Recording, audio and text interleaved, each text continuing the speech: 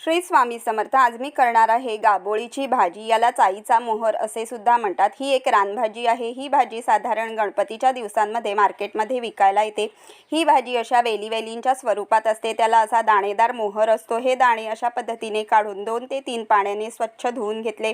नंतर त्यामध्ये 5 मिनिटे पाणी घालून मीठ घातले। नंतर 5 ते 7 मिनिटांसाठी भाजी वाफवून घेतली। नंतर पॅनमध्ये तेल घातले। राई, जिरं, हिंग, आलं लसूण घालून फ्राय केले। कढीपत्ता, हिरवी मिरची, बारीक चिरलेला कांदा घालून छान परतवून घेतले। नंतर वाफलेला मोहर त्यामध्ये घातला। पुन्हा परतवून घेतले। जिरे पावडर, हळद, घरगुती मसाला, धणा पावडर, गरम मसाला, चवीनुसार मीठ घातले। छान परतवून घेतले। झाकणावर पाणी घालून वाफ काढली। 2-2 मिनिटांनी झाकण काढून भाजी छान परतवून घेतली। 2 ते 3 वेळा छान वाफ काढली। त्यामध्ये किसलेले खोबरे घातले। भाजी छान मिक्स केली। पुन्हा वाफ काढली। मस्त चवीला अप्रतिम लागणारी गाबोळीची भाजी तयार आहे। व्हिडिओ आवडली तर लाईक करा, शेअर करा, प्लीज चॅनलला सबस्क्राईब करा। थँक्यू।